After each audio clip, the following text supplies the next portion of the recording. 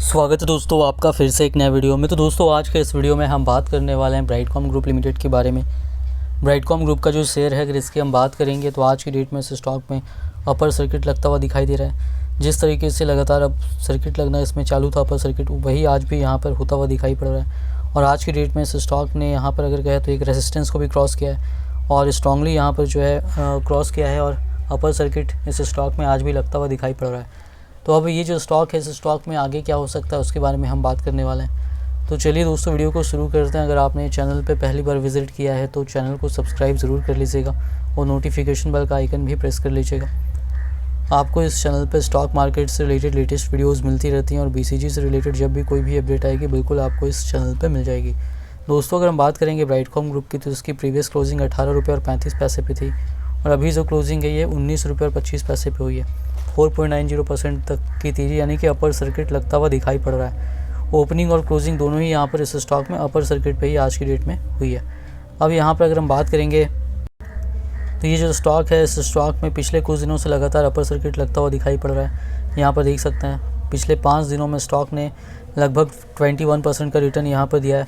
अब अगर हम बात करेंगे तो यहाँ पर देख सकते हैं उसी तरीके से इस स्टॉक में जिस तरीके से भी अपर सर्किट लगातार लग रहा है, पहले लोअर सर्किट भी लगातार लग रहा था और उसकी जो वजह थी यहाँ पर वो थी फॉरेंसिक ऑडिट जो सेबी के द्वारा कंपनी की चल रही है। इसमें दूसरा इंट्रीम ऑर्डर आया था जिसमें बहुत सारे आरोप कंपनी के ऊपर लगे थे। प्रेफरेंशियल अलॉटमेंट जो होने वाला था जो किया था कंपनी ने 2021 में, और उस बीच जो जितना पैसा आना चाहिए था उतना पैसा नहीं आया और बैंक स्टेटमेंट्स में को कंपनी ने यहाँ पर मैनिपुलेट किया और गलत जानकारी शेयर की, ऐसा यहाँ पर सेबी का आरोप है। और ये जब ऑर्डर निकल करके आया फॉरेंसिक ऑडिट का इंट्रीम ऑर्डर सेकंड वाला, तो फिर स्टॉक में लगातार गिरावट शुरू हुई और देखिए 25 रुपये के लेवल के आसपास स्टॉक चल रहा था, वहाँ से लगातार लोअर सर्किट लगना चालू हुआ और स्टॉक गिर करके 12 रुपये कुछ पैसे तक गिर गया था और यहाँ से फिर वापस से भी इसमें अपर सर्किट लगना चालू हुआ है। यानी काफ़ी हद तक गिरावट होने के बाद फिर से तेज़ी यहाँ पर देखने को मिल रही है। अब देखिए बात यहाँ पर है इस स्टॉक में तेज़ी तो देखने को मिल रही है लेकिन इस स्टॉक में ऑपरेटर्स एक्टिव हैं। अगर तेज़ी हो रही है इसका मतलब बाइंग कर ले, ऐसा बिल्कुल भी नहीं होता है। स्टॉक में काफ़ी सारी चीज़ें नेगेटिव ही अभी तक दिखाई पड़ रही हैं और ये यहाँ पर साफ साफ ऑपरेटर गेम चल रहा है। और जब ये गिर करके ये 12 रुपये कुछ पैसे तक गया था तो 13 रुपये के आसपास मैंने भी कहा था यहाँ पर कि जो रिस्क ले सकते हैं वो थोड़ा बहुत पैसा लगा सकते हैं। यहाँ से कम 15-20% तक स्टॉक जो है भागता हुआ नज़र आ सकता है और इस वजह से मैंने जब 10-15% प्रॉफिट हुआ तो वहाँ से एग्जिट करने के लिए भी कहा था।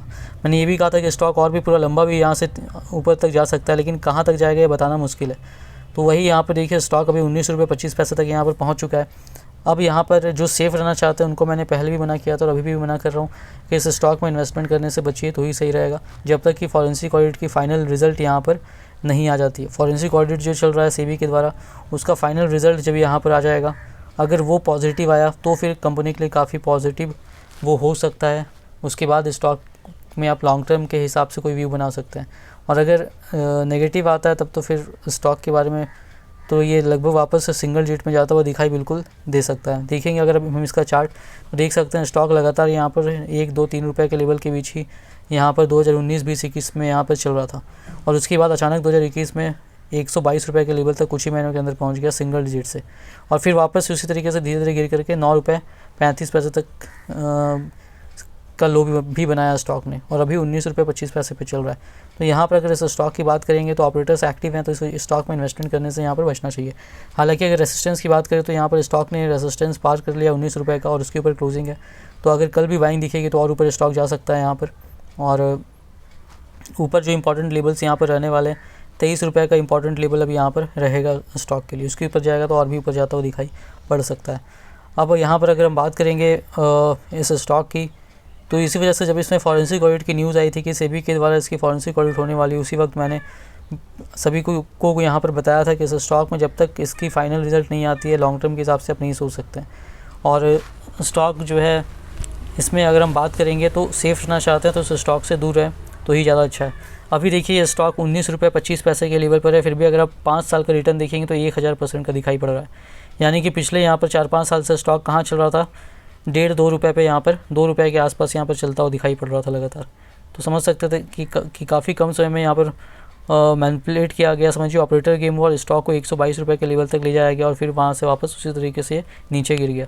जबकि इस बीच कंपनी का क्वार्टरली रिजल्ट जो भी आ रहा था वो काफ़ी अच्छा आ रहा था, उसके बावजूद स्टॉक का प्राइस लगातार नीचे ही डाउन जा रहा था। अब इसके वॉल्यूम की बात करेंगे हम तो देखिए यहाँ पर जो वॉल्यूम हुआ है NSE पर 17,19,798 शेयर्स तक का हुआ है। अपर सर्किट पे ओपनिंग क्लोजिंग रही है इस स्टॉक की और डिलीवरी परसेंटेज 100% का डिलीवरी परसेंटेज यहाँ पर है। और यहाँ पर बात करेंगे तो आफ्टर मार्केट ऑर्डर में देख सकते हैं जब मार्केट ओपन था उस वक्त यहाँ पर देखेंगे तो 1,79,08,731 शेयर्स तक का यहाँ पर बाइंग ऑर्डर इस स्टॉक में लगा हुआ था। उसी तरीके से BSE पर अगर देखेंगे तो 23,19,388 शेयर्स तक का वॉल्यूम है और यहाँ पर भी अपर सर्किट पे था स्टॉक तो 21,58,000 से ज़्यादा शेयर्स तक का बाइंग ऑर्डर लगा हुआ था। तो टोटल वॉल्यूम की बात करेंगे, टोटल वॉल्यूम जो है इस स्टॉक में आज की डेट में जो है 41 लाख तक का यहाँ पर लगभग होता हुआ दिखाई पड़ रहा है। अब देखेंगे यहाँ पर तो एक लार्ज डील भी इस स्टॉक में हुई है आज की डेट में BSE पर 5 लाख और 2 क्वान्टिटी की। तो ये जो है यहाँ पर 3:40 पे हुई है। तो यहाँ पर अगर हम बात करेंगे इस स्टॉक की तो देखिए यहाँ पर जो है दोस्तों इस स्टॉक में फॉरेंसिक ऑडिट का फाइनल रिजल्ट आने का यहाँ पर आपको वेट करना चाहिए। बाकी अगर यहाँ पर बात करें मार्केट की तो देखिए मार्केट में यहाँ पर आज की डेट में जोरदार गिरावट देखने को मिली है। निफ्टी 51.15% तक यहाँ पर डाउन रहा है, 19,901 पे क्लोजिंग है, 19,878 तक का यहाँ पर लो बनाया था। और इस सपोर्ट लेवल की बात करेंगे तो देखिए सामने 19,860 का यहाँ पर इंपॉर्टेंट सपोर्ट लेवल रहने वाला है। ये ब्रेक होगा तो फिर ये 19,000 नीचे 19,650 तक के रेंज में भी जाता हुआ दिखाई पड़ सकता है।